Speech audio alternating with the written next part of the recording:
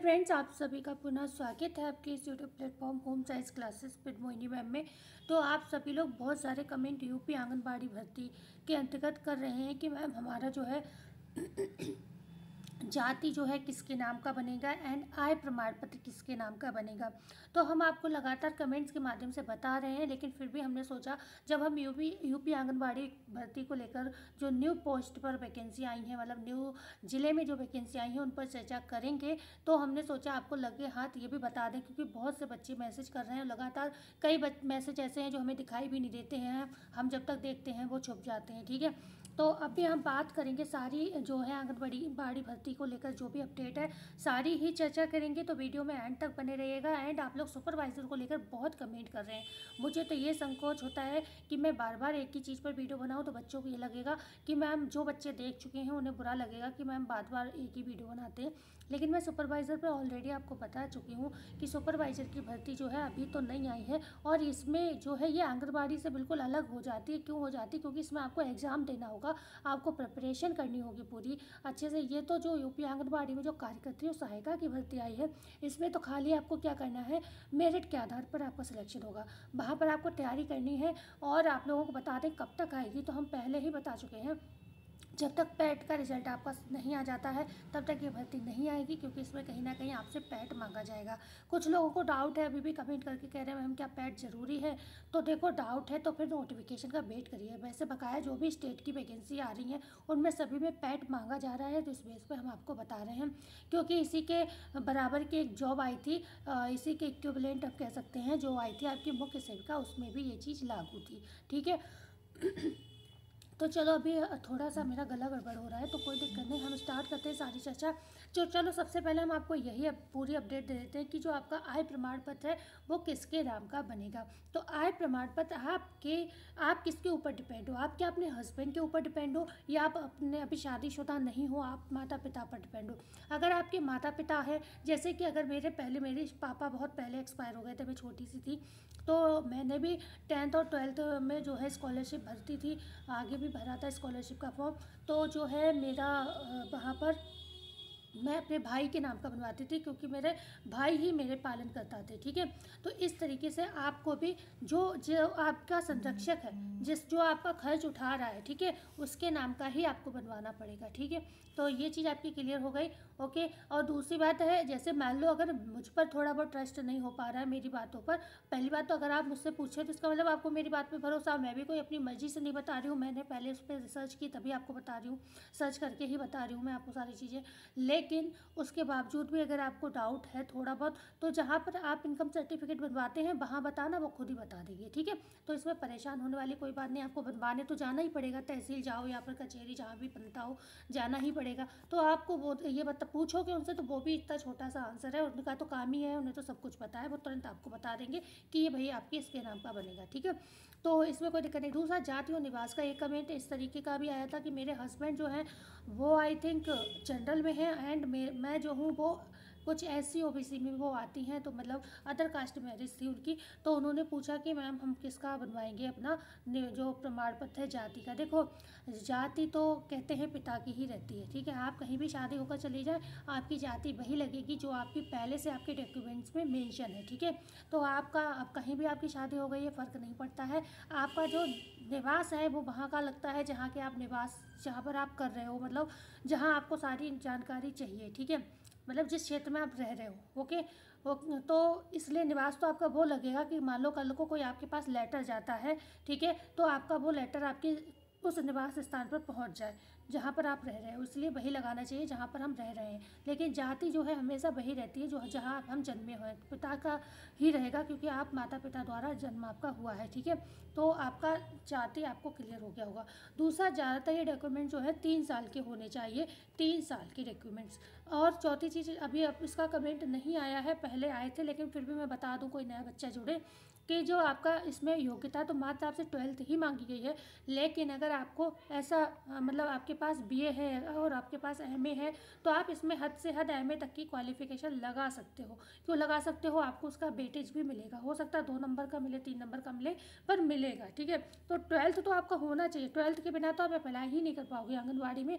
लेकिन अगर आपके पास ट्वेल्थ के अलावा आपके पास भी है में है तो वो ज़रूर लगा देना, उससे आपको थोड़ा फ़ायदा हो जाएगा, ठीक है। बकाया बहुत सारे डॉक्यूमेंट्स हमने सुना था कि लोग लगा रहे हैं और कह रहे हैं, तो वो चीज़ शायद मान्य नहीं होगी, क्योंकि उसमें लिखा है कि मतलब मतलब ज़्यादा से ज़्यादा आप क्या लगा सकते हो, पर स्नातक लगा सकते हो, ऐसा दिया है नोटिफिकेशन में। तो मेरे हिसाब से तो यही होगा, जब आप फॉर्म भरें तो दूसरा आप जब फॉर्म भरेंगे तो अगर वो लोग भी आपको जानकारी दे देंगे कि आपको कौन कौन से लगाने हैं। बकाया एमए तक ही आपका मांगा गया, मतलब एमए में पोस्ट ग्रेजुएशन आपका मांगा गया, वो आपने चाहे कुछ भी कर रखा हो, ठीक है। पोस्ट ग्रेजुएशन में आपने कुछ भी कर रखा हो, ठीक है। जैसे बहुत से लोग एमएससी करते हैं, बहुत से लोग बीएस, बहुत से लोग एमए करते हैं, बहुत से लोग एमकॉम करते हैं, तो ये मास्टर्स में आ जाएगा आपका, ठीक। अब चलो हम आ जाते हैं अपनी यूपी आंगनबाड़ी मतलब साइट पर आ जाते हैं। पहली साइट हमें खोल लेनी है ये, और हम नीचे स्क्रॉल करेंगे, जो भी नए आवेदन स्टार्ट हुए उस पर हम चर्चा करेंगे। एंड प्लीज़ आप लोगों से एक बहुत मतलब गुजारिश रहेगी, रिक्वेस्ट रहेगी, आप लोग जो है हमारे चैनल को सब्सक्राइब एंड शेयर जरूर करिएगा। तो आप देखो सहायिका में भी जो है आपकी बदायूं की वैकेंसी आ गई है, ठीक है। सहायिका में भी आपकी बदायूं की वैकेंसी आ गई है बकाया, सारी अभी हम चर्चा करेंगे। इस एरिया में जो जॉब आपको दिख रही है इस साइड में, ये आपकी सहायिका वर्क हेल्पर की हैं, और इधर की जो है कार्यकर्त्री की है, ठीक है। कार्यकर्त्री मतलब जो आपकी वर्कर हैं वो इधर की पोस्ट होती है और इधर की सहायिका की होती हैं, ठीक है। तो चलो सबसे पहले हम जो अभी न्यू आवेदन स्टार्ट हो उसकी चर्चा करेंगे, क्योंकि पुराने तो हम पहले ही आपको बता चुके हैं। तो देखो सबसे पहले यहाँ पर बात करेंगे बदायूं, ठीक है। बदायूं में आप देख पा रहे हैं कार्यकर्त्री एंड सहायिका दोनों के पद आ गए हैं, ये देखिए, ओके, दोनों एक साथ आए हैं। अब आप यहाँ पर खोल कर इसको सीट देख लीजिए, ओके, सीट देख लीजिए आप यहाँ पर। ये तो हमने सहायिका का खोला, सहायिका में जो है बदायूं में कितने 1317 सीट है, 1317 जो सीट हैं आपकी आई हैं सहायिका में, जिसमें आप यहाँ पर पूरा पढ़ लीजिएगा। ये आपका स्क्रीनशॉट ले लो यहाँ से, ठीक है। यहाँ से आप स्क्रीनशॉट ले लो और अपना देख लो जनरल में कितनी सीट है, एससी में कितनी है, टोटल सीट आप यहाँ पर देख लीजिए, ठीक है, ओके। यहाँ से आप स्क्रीनशॉट ले लो, मैं फ़ोटो को और छोटा कर दे रही हूँ, ठीक। जिससे मैं पढ़ूंगी ना तो बहुत देर लग जाएगी। तो ये हो गई आपकी सहायिका की सीट। आप बात कर लेते हैं कार्यकर्त्री की। लास्ट डेट आपने क्या है वो अभी हम बता ही देंगे आपको। यहाँ पर आवेदन की जो लास्ट डेट है उसकी चर्चा हम अभी कर लेंगे। यहाँ पर देखिए ये लास्ट डेट दे रखी है, ये है 15 तारीख, 15 दिसंबर आपकी लास्ट डेट है। अब बात करते हैं हम आंगनबाड़ी कार्यकर्त्री की। ये सहायिका का देख लिया, कार्यकर्त्री वाला आप देखते हैं इसमें कितनी सीट है। तो कार्यकर्त्री में मात्र 65 सीट है आपकी, ठीक है, ज़्यादा सीट नहीं है। तो आप ये देख लीजिएगा, ओके। यहाँ पर स्क्रीनशॉट ले सकते हैं आप कि आपकी इधर कितनी है, ओके।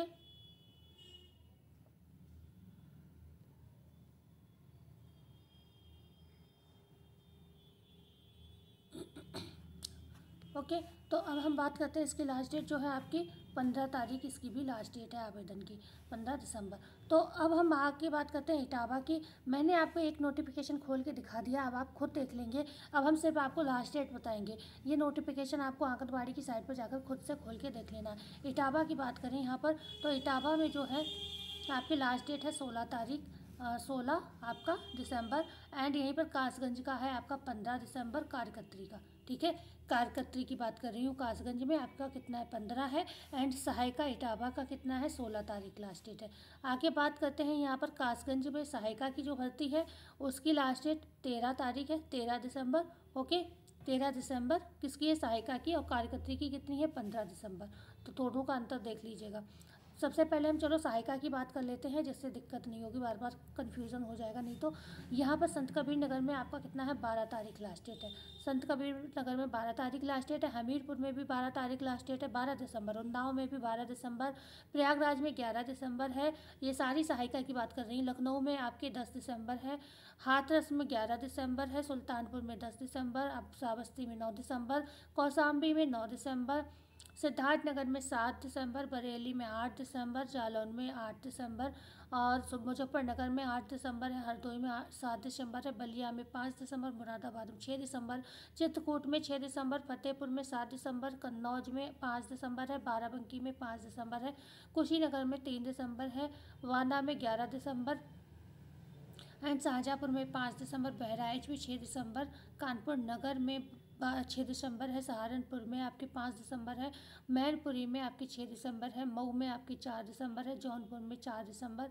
बुलंदशहर में 4 दिसंबर, मिर्ज़ापुर में 6 दिसंबर, संभल में आपकी 6 दिसंबर, फर्रुखाबाद में 4 दिसंबर, आगरा में 3 दिसंबर, रामपुर में 5 दिसंबर, महाराजगंज में 6 दिसंबर है, सोनभद्र में 6 दिसंबर है, वाराणसी में 6 दिसंबर है, मेरठ में 3 दिसंबर है, आजमगढ़ में 5 दिसंबर, भदोही में 5 दिसंबर, झांसी में 3 दिसंबर, गोरखपुर में 3 दिसंबर है, गोंडा में भी 3 दिसंबर है, चंदौली में भी 3 दिसंबर है, पीलीभीत में 3 दिसंबर, अलीगढ़ में 3 दिसंबर, अम्बेडकर नगर में 2 दिसंबर, मथुरा में 3 दिसंबर, महोबा में 2 दिसंबर, हापुड़ में 27 नवंबर है आपकी लास्ट डेट, 2-3 दिन बचे हैं। गौतम बुद्ध नगर में आपके 3 दिसंबर है, बागपत में 1 दिसंबर, एटा में 2 दिसंबर, औरैया में 2 दिसंबर, बिजनौर में 5 दिसंबर, बस्ती में 2 दिसंबर, गाजियाबाद में 2 दिसंबर, देवरिया में 1 दिसंबर, प्रतापगढ़ में 5 दिसंबर एंड लखीमपुर खीरी में 1 दिसंबर है, सीतापुर में 1 दिसंबर, शामली में आपके 1 दिसंबर है एंड ललितपुर में भी आपके 1 दिसंबर है। ये सभी सहायिका हेल्पर की सीट से आप देख पा रहे हैं, हेल्पर वैकेंसी। अब हम कार्यकर्त्री का जल्दी से आपको बताते हैं और वीडियो को एंड करते हैं, ठीक है। सबसे पहले हम आ जाते हैं बदायूं में, हमने बता ही दिया है आपको कितना 15 तारीख, कासगंज का भी 15 तारीख है और सुल्तानपुर का 15 तारीख है, मथुरा का 14 है, बाराबंकी का 10 दिसंबर, इटावा का 9 दिसंबर, फर्रुखाबाद का 8 दिसंबर, बस्ती का 8 दिसंबर और सोनभद्र का 8 दिसंबर, चित्रकूट 6 दिसंबर, मऊ में 6 दिसंबर, बरेली का 5 दिसंबर, आगरा का 3 दिसंबर, बुलंदशहर का 4 दिसंबर, संभल का 6 दिसंबर, बलरामपुर का 3 दिसंबर, चंदौली का 3 दिसंबर, अम्बेडकर नगर 2 दिसंबर, गौतम बुद्ध नगर 3 दिसंबर, महोबा 2 दिसंबर, गाजियाबाद आंगनवाड़ी का जो है मतलब कार्यकर्त्री का 2 दिसंबर है, लखीमपुर खीरी का 1 दिसंबर, सीतापुर का 1 दिसंबर, बागपत का 30 नवंबर, देवरिया का 30 नवंबर, गोंडा का 28 नवंबर, औरैया का 27 नवंबर। औरैया में ई एजुकेटर का भी आवेदन चल रहा है, उसकी 30 तारीख लास्ट डेट है, आप लोग आवेदन कर सकते हैं। सिद्धार्थनगर में जो है आपके 24 नवंबर है, ठीक है। प्रतापगढ़ में 28 नवंबर, ललितपुर में आपकी 27 नवंबर, अमरोहा में 25 नवंबर, जो कि आपकी निकल भी गई 25 नवंबर तो कल निकल भी गई आपकी, है ना। एंड बात करते हैं यहाँ पर हापुड़ का जो है आपका कितना है 20, ये भी निकल चुकी। तो ये आपकी हो गई लास्ट डेट, ये पिंक हो गई, इसका मतलब इसकी लास्ट डेट जो है क्लोज, तो ये क्लोज हो गया है, लेकिन अभी इसकी क्लोज नहीं हुई है साइड, आप देख पा रहे होंगे, आवेदन करके देख लीजिएगा अगर आपने नहीं करा है तो। आई होप ये वीडियो आपके काम की रही होगी। मैंने कोशिश की है जो आपके कमेंट्स थे उसकी आंसर दे कर पाऊँ इस वीडियो के माध्यम से। एंड अगर आप लोग चाहते हैं कोई भी क्वेश्चन का है आपका उसका आंसर जानना चाहते हैं या फिर आगे कोई भी जॉब को लेकर आप लोग परेशान हैं तो हमारे चैनल से जुड़े रहिएगा। जैसे ही कोई गवर्नमेंट एंड प्राइवेट जॉब आपके एरिया की हमें पता चलेगी हम जरूर बताएंगे। तो मिलते हैं कल नए वीडियो में नई जानकारी के साथ। जाते जाते वीडियो को लाइक शेयर एंड सब्सक्राइब जरूर करिएगा। धन्यवाद।